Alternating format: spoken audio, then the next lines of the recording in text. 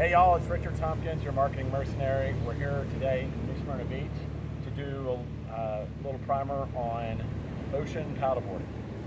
This is stand-up paddleboard from our friends at SUP. This is an 11.5 foot, which is great for the surf. It also can be used inland on the intercoastal as well as lakes. But this 11.5 is a great size for just overall touring and paddling. Not exactly the best for racing, but we can do a future episode on race boards. So one of the cool things about this SUP Atex board is it falls into the yoga board classification. And all that means is that the full deck of the paddleboard is coated with a nice EVA foam that allows you to move all the way around the board without a slick surface where you might fall off. What's different from paddleboarding in the ocean, although it's very calm today here in New Smyrna Beach on the East Coast, is from the paddleboarding in more flat water like rivers, streams, and lakes in the intercoastal, is that you've got the challenge of dealing with waves. Now again, today, not a great example, but New Smyrna Beach has some of the best waves on the East Coast when there's not a offshore breeze like there is coming from inland today. But we can still talk about the basics of ocean paddleboarding, and we'll start with obviously the board itself. This is an 11.6, which is mid-size, good for someone between 5'8" and 6'2". The board is widest at the center and has a fin for tracking. Looks very much like a longboard in surfing, just a bit wider, so you've got some more balance. So the first things that we do in order to get a stand-up paddleboard out into the surf is I like to start on my knees, and these paddleboards are very well balanced. The center line, which is also where you can see the handhold is here, is the midpoint of the and the perfect balance point for the paddleboard. That's where I like to stand when I'm not actually surfing a wave. Secondly is the paddle, and we've got a great carbon fiber adjustable paddle here from SUP Atex. It's one of my favorites. Paddle has three key components. Number one is the carbon fiber blade, and this is what actually propels you through the water. The second is the shaft, and we have an adjustable shaft here that adds up to 40 centimeters of adjustable length, so it's great for kids, teenagers, and adults. And you can dial in your perfect size. And then another key element is the Tbar up at the top. And one of the things that's different in stand-up paddleboarding from, say, kayaking or canoeing or rowing is that the blade actually does not do any of the work. All of the work is done up at the Tbar. So instead of a pull, what stand-up paddleboarding best practices are a push from the top. So easiest and best way and most efficient way to handle the paddle is to put, I'm left-handed, so I'm holding the T-bar with my left hand, and then I find the midpoint of the paddle shaft, and that's going to become the fulcrum. So the paddling action is from back to forward, and then a feather back. So back to forward, and it's more of a push motion and not a pull motion. So next thing that's important is once you get out past the breakers, is how to mount the paddleboard without falling off. And if the surf is rough, you probably going to fall off a few times. It's okay, get back on it. It's just like a bike. It's not going to bite you.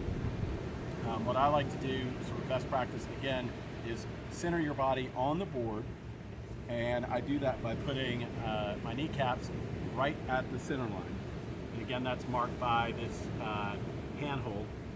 And I like to, once I've cleared the wave line, I like to put one hand on the paddle shaft and then go finger points down, and then make it one smooth hopping motion. So it's like this, and then you want to have a good amount of distance, probably 3/4 to the outside of the board. Then you stand up and get your paddle in the right position. I'm left-handed again, so it's easiest for me to put the paddle and start with my strong side. And then the paddling motion is very simple. It's a reach forward and then a push. So we're not pulling through the water, we're pushing through the water. Paddleboards are great in that they offer a ton of stability if you have your body position right.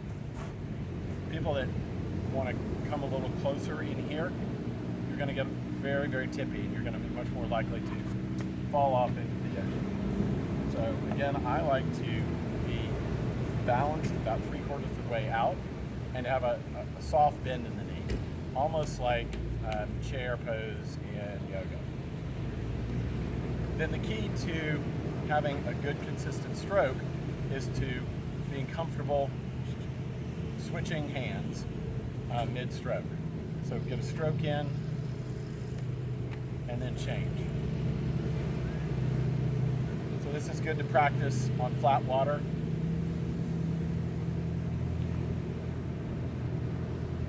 When you do encounter big waves, like we usually have associated with storms like hurricanes or tropical depressions or any sort of big ocean swells, I like to bend my legs a little bit more, and that way I have a lower center of gravity. And then to make sure that I'm always focused on using your core. A lot of mistakes that first-timers make is that paddleboarding is all about your arms and about paddling, or that it's all about your feet and where your feet are on the board. That helps for balance, but it's not going to keep you completely stable. Using the core is going to provide the most stability and going to allow you to move your feet as necessary. So what I like to do is get out among the waves and the swells and just practice not paddling and rolling with the waves. So as waves are coming from the ocean inland, I like to get parallel to the wave and then to roll into the wave and then to roll out of the wave. And if you over push on into the wave, you're likely to end up rolling over. And if you under push, the wave is likely to knock you over. So again, I like to center up on the board. If I see a really big wave coming, I'm going to paddle into that wave and approach it straight on. That's going to be your easiest way, and we call it elevatoring the wave, because the board is wide enough and long enough to allow you to ride the wave before it crests. So we like to get out past the surf line, work on our balance a little bit,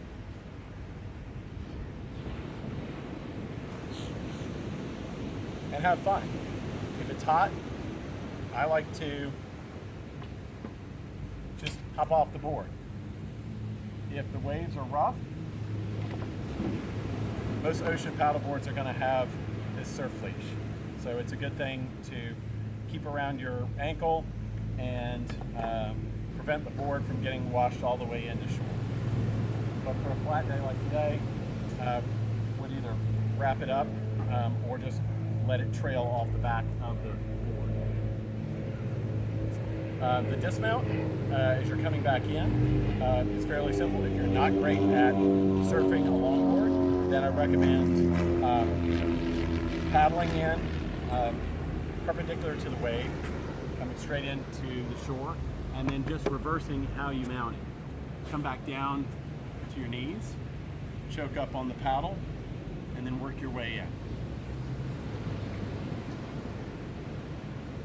We'd love to hear y'all's comments, so be sure to hit us up down below, things you'd like to see us cover in future episodes, whether you like it, and please share this with your friends. We'd love to get more people on paddleboards and get more people on the water.